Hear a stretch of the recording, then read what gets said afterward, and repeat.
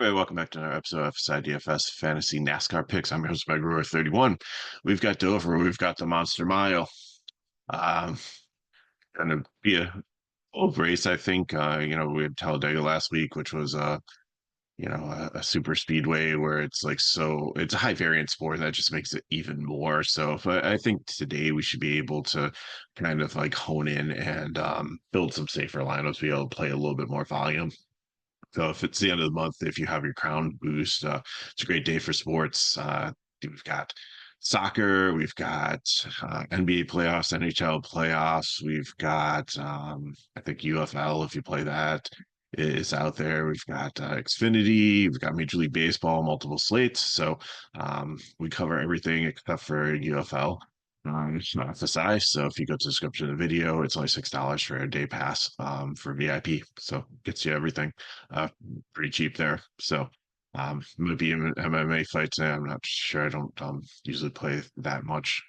I could barely keep up with the sports I do. So lots of cool opportunities for you there. But anyways, this race here, the 200 laps should be a good one. Weather should be decent. So let's get into the breakdown. Brandon Jones has been very solid here. And looking back at this race, I think we've seen last year was one Dominator. As Ryan Truex just went out there and absolutely crushed it. I think but it was kind of weird situation last year because practice and qualifying, I believe, were rained out, and so it gives advantage to the teams with like more money and the bigger teams like with that more research, more notes to share and stuff like that. And it's kind of like just whoever hits a home run with the setup in cases like that. And it was like a magical mathematical formula for practice for qualifying for how they started the race for that. So you had that aspect. So there's only one Dominator last year. A couple of years before that, there's three Dominators, and then the 2020 where they did like the back-to-back COVID one, there were like two Dominators. So I think I'm going to build 2 to 3 Dominators. I don't think I'm going to have any like one Dominator, but place differential has been pretty substantial in most of the lineups looking through them in the past. So the gold guys again are the Dash for Cash ones. They get $100,000 extra if they finish ahead of the other drivers. So there's a little extra incentive there. And this is the last week for that. So, like I said, Brandon Jones on the pole looks fast in practice. Had a sub 23 qualifying lap, just looked really good. He's been really good at tracks like this here. So, I think that he's definitely going to be, and he's a cheap dominator too. So, I know some people are like, Brandon Jones has been very volatile, and I say that, but I play Brandon Jones on Brandon Jones type tracks, and this is one of them that I feel comfortable. So, I think that's why he's got the purple dom. I think he's definitely good for cash. I'm sorry, I cut off the key for it. So if you haven't watched these videos previously, prime plays are my cash score. The purple doms are dominating plays, I believe, are cash plays. The upside doms are GPP, or if you're playing mass multi-entering. So if you're playing like 20 max or 150 max contests, those are ones that you want to sprinkle into there. Fades are obviously fades.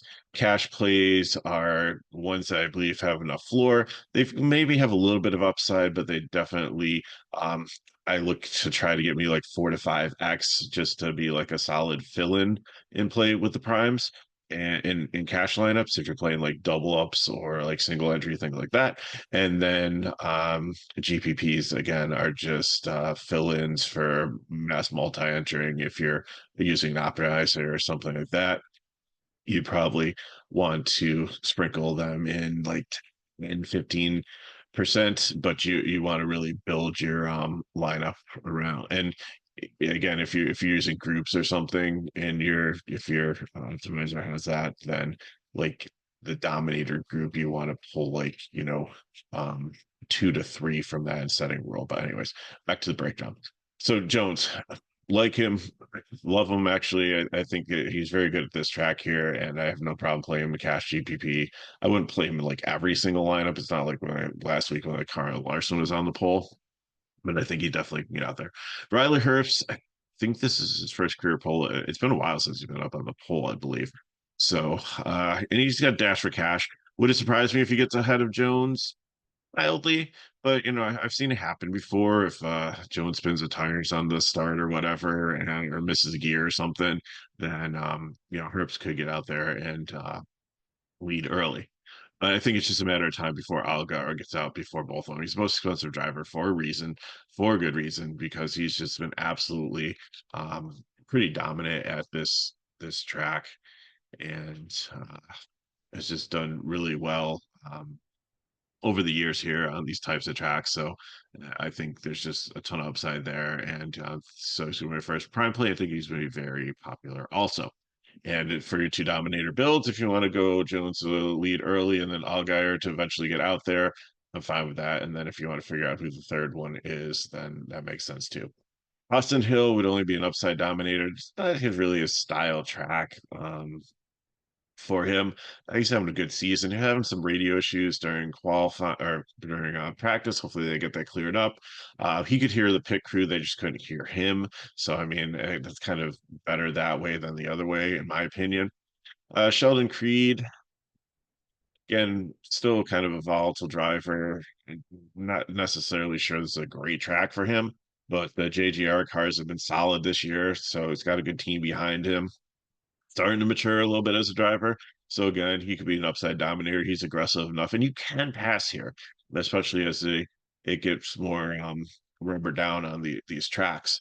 So early on, it's not as good, but like as the race gets going, it should be good. Almost to the point where I've heard people compare it to when it gets really rubbered up, almost like gets really slick, almost like a dirt track.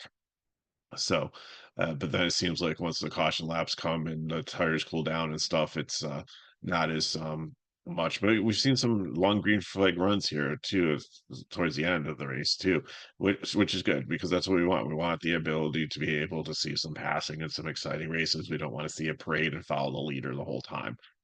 Kyle Weatherman, good job qualifying here, buddy, but started way too far forward. He had some pretty good runs recently. He usually has solid cash play, but that's when he starts like maybe 25th on back. So I can't do it here, especially in a DGM car. Chandler Smith, second most expensive driver, having a phenomenal season. And there's a lot of times where he's been a prime play for me, but there's something mechanical going on with the car. And Gibbs, they should be able to fix it. But two things here. If they didn't get it fixed and they're still working on it, we're going to see that he has to start at the back of the field, which would be concerning for me.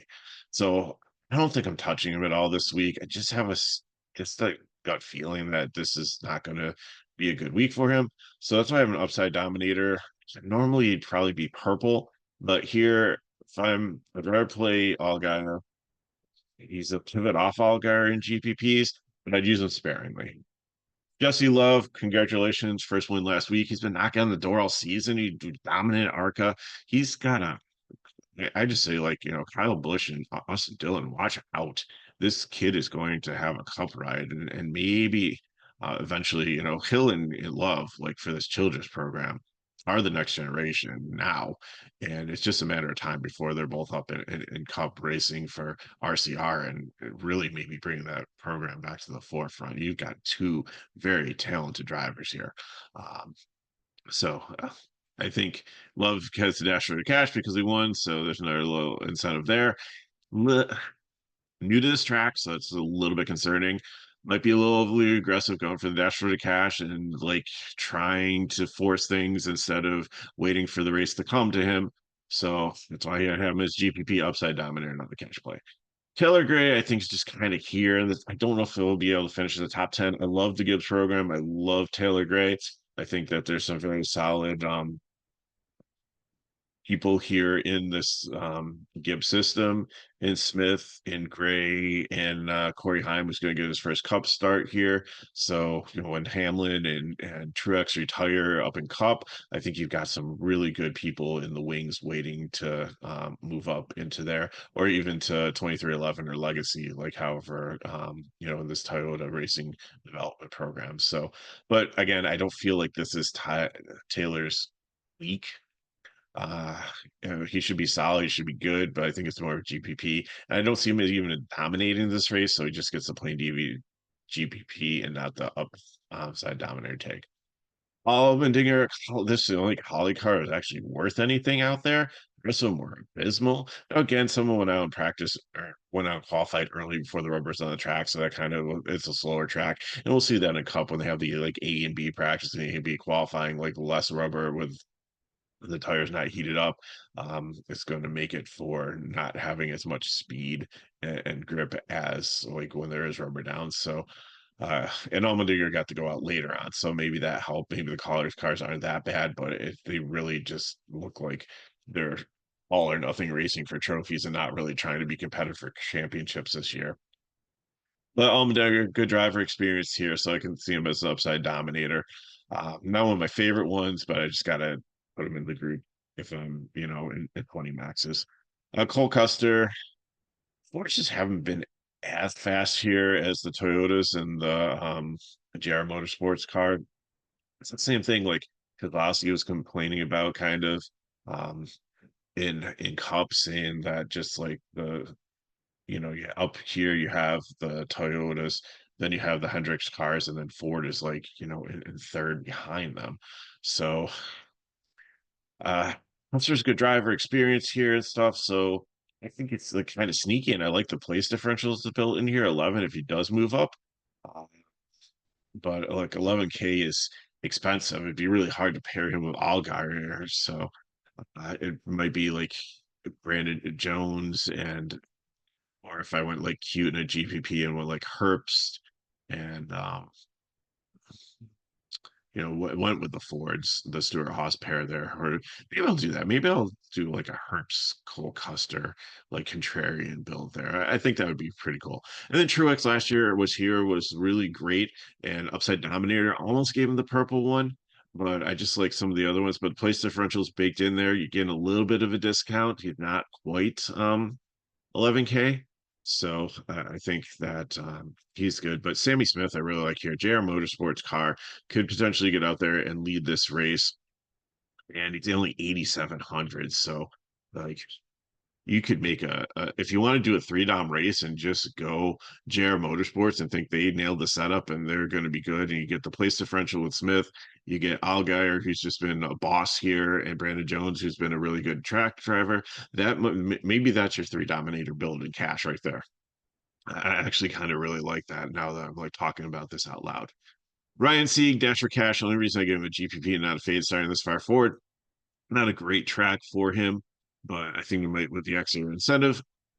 And Sieg's one that zigs while other people zag, and is one that would, um, if he's not going to be racing for, if he hasn't made it up to the top 10 by the end of stage one, could pit early, short pit, and if he's not going for points at the end of the stage, then he's definitely one that could try to get out there and get track position and try to hold on to it and for the rest of the race there. So Parker Kligerman, I always feel as a cash play. He's a top 10 driver almost week after week of this big machine racing. Has been super solid.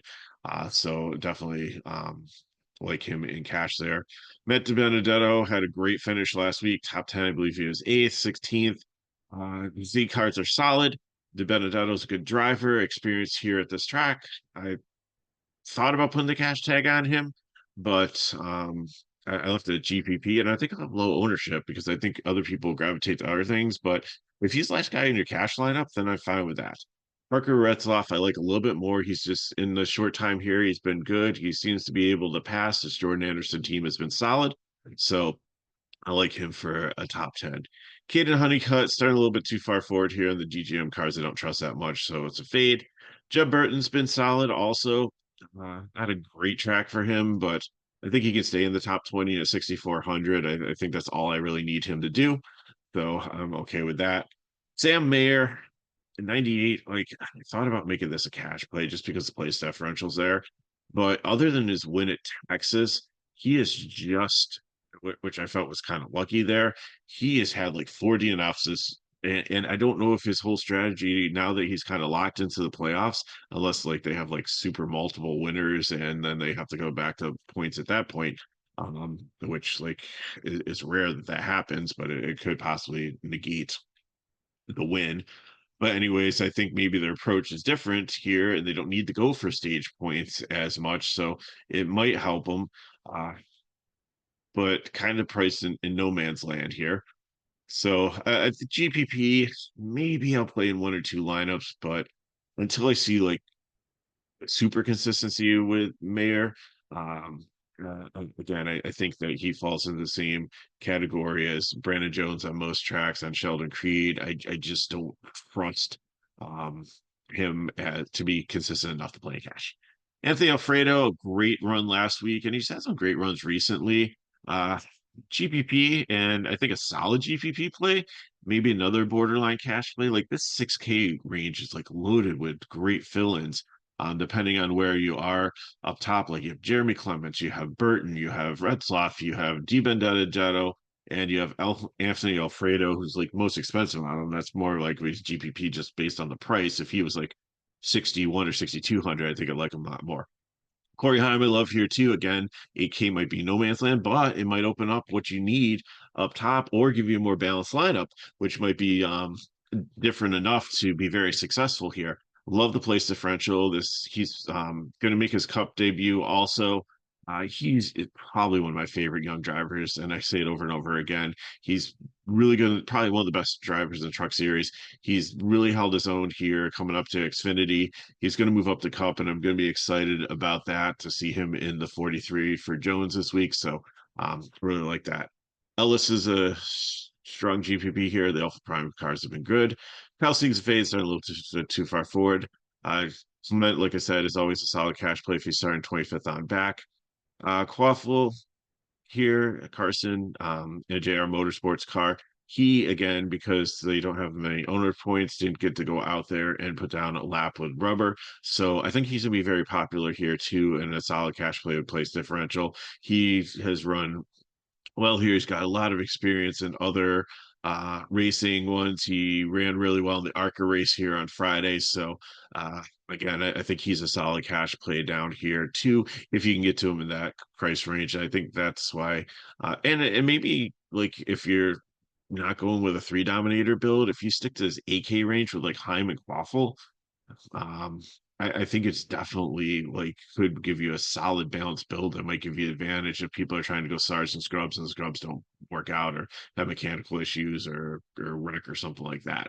And it's the other thing too is like you're picking like quality cars here in the 8K range between Heim and Quaffle, whereas like I think there was a couple races where only like 5 or 6 or 7 cars finished on the lead lap, so you want cars that can keep up there. Some of these like scrubs that you might be picking might be um the price point might work, but they might be like 4, 5, 6, 10 laps down. So Haley Deegan. Oh, sorry. We're getting there. Cool. Amazing race last week. Again, Alpha Prime's been solid. 27th is a great place for him to start. There's probably should be able to stay in the top 30 and pay off his 55 K price tag like that. Honeyman, prime play. He has been so solid. Top 10 last week. Honeyman's been money, man. He is just this young motorsports team has been very good, and I just love him as a prime play here. He is the one in the 4K range that I trust. So in order to get like if you are going with try 2 or 3 dominators in the expensive range, then he is going to make it happen for you. That's why he's prime play. Haley Deacon, felt bad for her, actually had an incredible race, probably the best race of her career, especially in Xfinity, was up there, had the chance to be the highest finishing female driver ever. And then her teammate, Riley Herbst, instead of working with her, passes her. And honestly, if the two of them worked together, probably could have gotten out because Jesse Love was kind of on an island there, and the rest of the people were all disorganized. The two of them worked together. They probably could have finished 1-2. Hurst probably could have still passed her and won the race, and she could have finished second. But it's just a shame. I would have been very upset if I were her or that team. So, uh, for like Ford, um, Patrick Emmerling here, SS Greenlight Racing. I have him as a fade. I think 30th is like the Dodder cards have been better this year, but I think he's starting a little bit too far forward for me to want to consider playing. Shane Van Gisbergen in a colleague car. Again, it's another track for him to learn, but he seems like his learning curve has been very flat. He's been able to learn pretty fast. There's some place differential here, so I think he's another cash play, and maybe he'll pivot off of the 8K guys that I like. If you can't quite get to, if that might be a difference between like a 9 and a 10K or a 10 and 11K guy doing that. So consider him for your cash builds. Dawson Cram GPP, not don't hate it, don't love it. JJ Yaley, Emerald Gase cars, I just think are so inferior. I can't do it. Fade for me, even though JJ's got a good experience. Perkins been solid in the C car, upside there, replace differential a little bit, maybe like 5, but not like 10, 15, 20 GPP.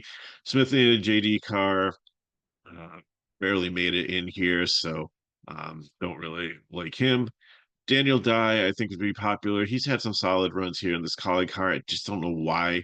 Like, again, he was one of the early ones out there, so it wasn't rubber, but they just really didn't show much in practice either. So I think there's some place differential there, but don't feel like it's going to be a ton of place differential. David Starr in this Stoddard card, no place to go but up there. I think again 4 or 5 place differential points. I like it better than JD and Emerling Gase. Cars and his Emerling in the other SNS Greenlight. I think Starr definitely has a better shot of gaining place differential and losing place differential. And then prime play Josh Williams. He's become a really solid driver this year, a really solid cash play when he starts down here. Didn't have a chance to qualify, but they have the issue fixed. The car should be fine. Even though Kolek hasn't shown a ton of speed, it's not a 38th place car. He's not a 38th place driver. He should be able to get up into the top 20. I'm looking at 18 to 20 DK place differential points. So I'm going to lock him in there. So I got for you. If you have any questions, put them in the chat below. Hit me at Megro31 on X/Twitter. Like I said, more information on FSi DFS, so you can get to our pricing page or go to the description of the video. Remember, $6 for all the sports that we covered today. It's a great day for that. And use your crown boost if you haven't already. It's a great day for that too. And if these videos help you, please help us back. Like the video, subscribe to our channel, and share with your friends. So I got for you. I'll be back on tonight for the Cup video. And good luck in your contest. Hope you have an amazing weekend. And I'll see you next time.